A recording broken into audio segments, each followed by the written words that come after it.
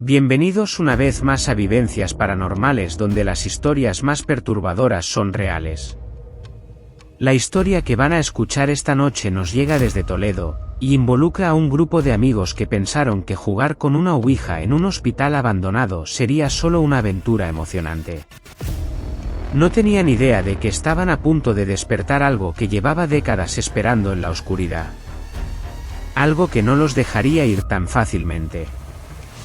Si me acompañas en esta experiencia, te recomiendo que uses auriculares, apaga las luces, busca un lugar donde nadie pueda interrumpirte. Porque lo que vas a escuchar te va a demostrar por qué hay lugares donde los vivos nunca deberían aventurarse. Y quédate hasta el final, porque el desenlace te hará reconsiderar para siempre tu relación con lo paranormal. Si esta historia te hiela la sangre, déjanos un me gusta, suscríbete y comparte este canal con esas personas que, como tú, entienden que hay fuerzas que es mejor dejar en paz. Y recuerda, si has vivido algo paranormal y quieres que lo narremos aquí, las instrucciones están en la descripción. Ahora sumérgete en el terror. En las afueras de Toledo se alzaba lo que una vez fue el Hospital Provincial, un edificio de 5 plantas que durante décadas había albergado tanto curaciones milagrosas como muertes inexplicables. Cerrado desde hacía más de 20 años, el edificio se había convertido en una leyenda urbana local. Los vecinos susurraban historias sobre luces que se encendían y apagaban en las ventanas tapiadas, sobre llantos que se escuchaban en las noches de lluvia, sobre sombras que se movían por los pasillos donde una vez caminaron médicos y enfermeras. Pero para un grupo de 5 amigos universitarios, estas historias solo añadían emoción a lo que consideraban la aventura perfecta. Era una noche de octubre, una de esas noches donde el viento arrastra hojas muertas y el aire huele a tierra húmeda y secretos enterrados. Los 5 amigos se habían conocido en la facultad y compartían una fascinación morbosa por lo paranormal. Habían planificado esta expedición durante semanas, reuniendo el equipo necesario, linternas, una cámara de vídeo, velas, y por supuesto, una tabla ouija que habían comprado en una tienda de antigüedades del casco histórico de Toledo. El vendedor, un hombre mayor con ojos inquietantemente claros, les había advertido sobre usar la ouija en lugares con energía residual intensa, pero ellos habían interpretado su advertencia como parte del espectáculo comercial. El hospital abandonado se alzaba contra el cielo nocturno como un monstruo de hormigón y cristales rotos. La mayoría de las ventanas estaban tapiadas con tablones de madera, pero algunas permanecían abiertas como ojos vacíos que observaban la carretera desierta.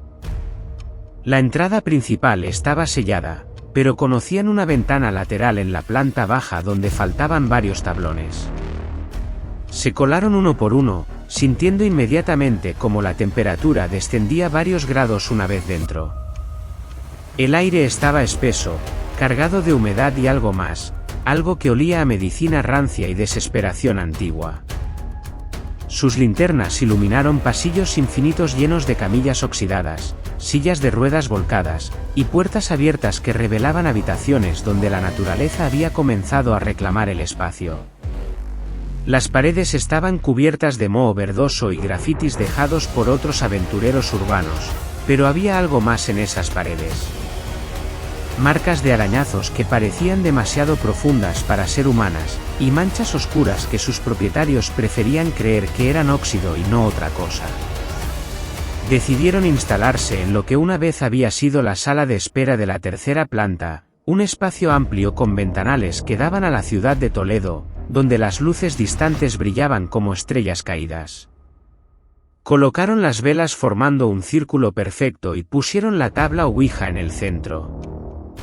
Los 5 se sentaron alrededor, cada uno colocando un dedo sobre el cursor con la ligereza de quien no comprende realmente lo que está invocando. La sesión comenzó con las preguntas típicas: ¿hay alguien ahí?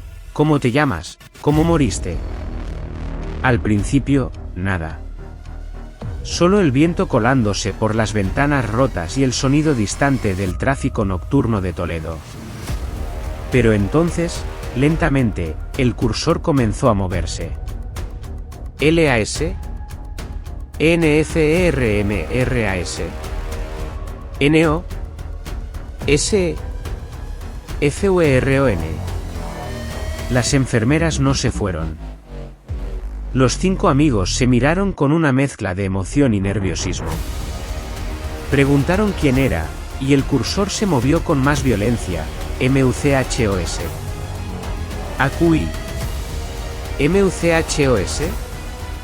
MUERTOS. Muchos aquí, muchos muertos. La temperatura de la habitación descendió bruscamente, y sus respiraciones comenzaron a formar pequeñas nubes de vapor. Una de las chicas, María, comentó que sentía como si alguien la estuviera observando desde uno de los pasillos oscuros. ¿Has estado alguna vez en un lugar donde sientes que no eres bienvenido? Donde cada célula de tu cuerpo te grita que huyas, pero la curiosidad te mantiene paralizado. Eso era exactamente lo que experimentaban en ese momento. Continuaron con la sesión, y las respuestas se volvieron más específicas y perturbadoras. El espíritu, o los espíritus, comenzaron a mencionar nombres de pacientes que habían muerto en el hospital décadas atrás. Detalles que ninguno de ellos podría haber conocido, como el número de la habitación donde murió un niño de 7 años, o el nombre completo de una enfermera que se había suicidado en el sótano después de perder a demasiados pacientes durante una epidemia.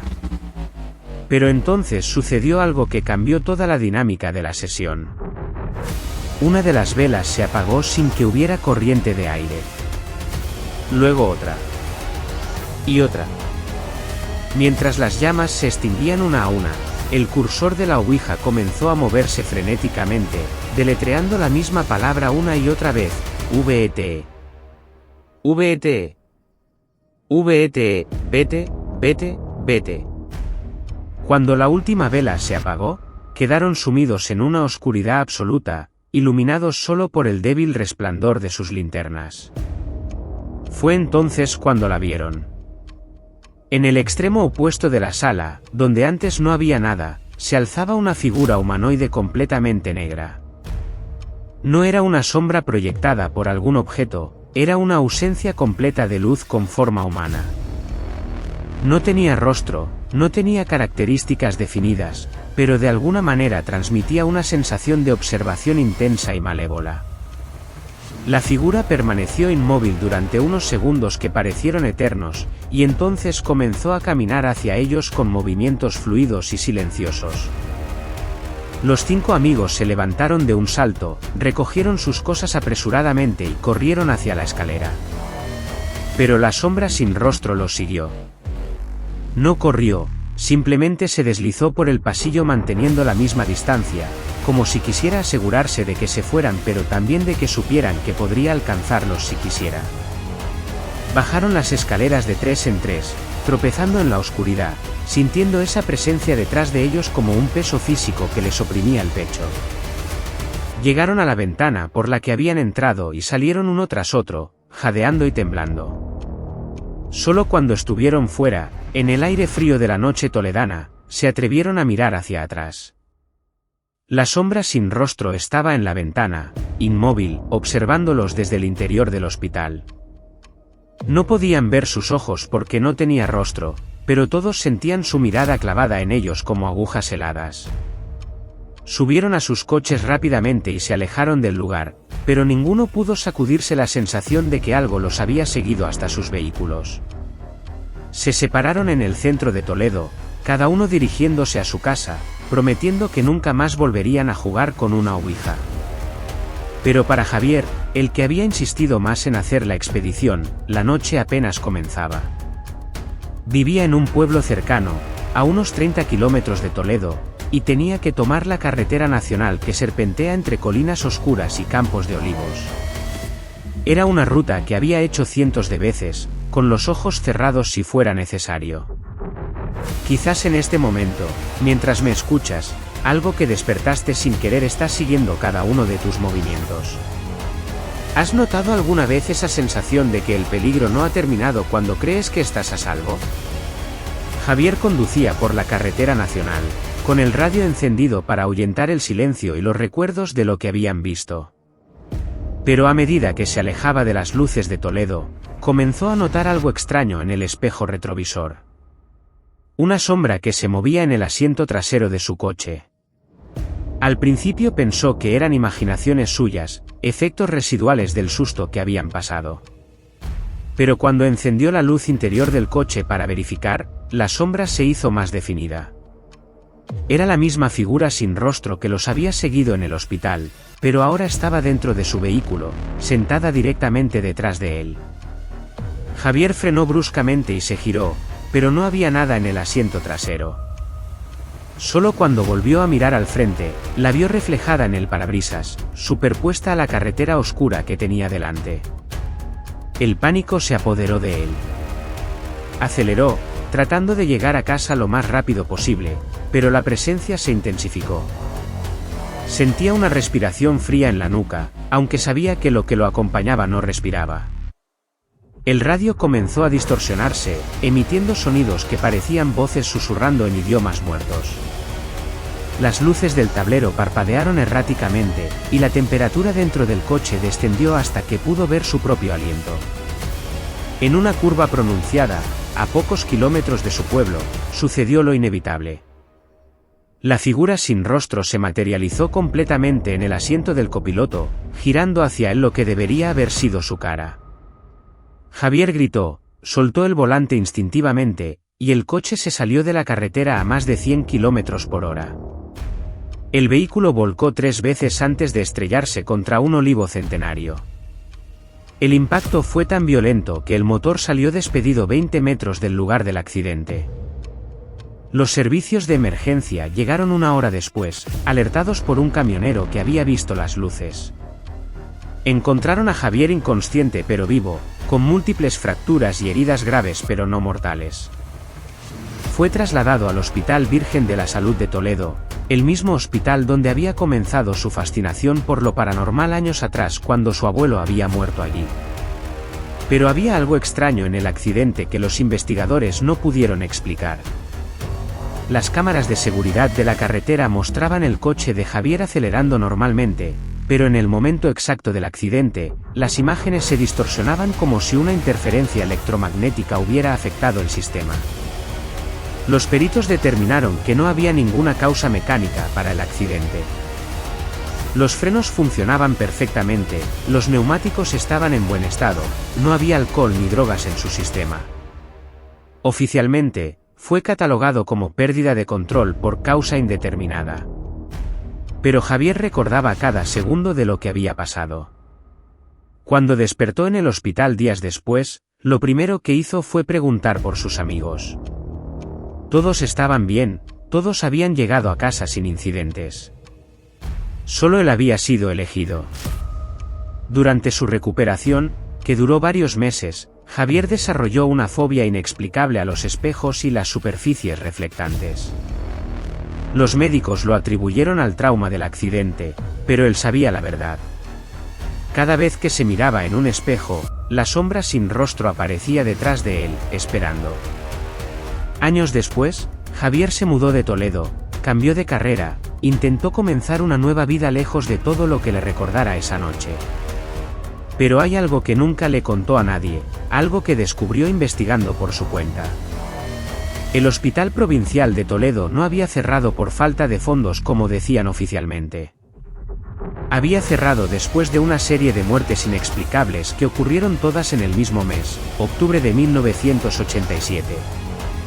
33 pacientes murieron en circunstancias que los médicos no pudieron explicar.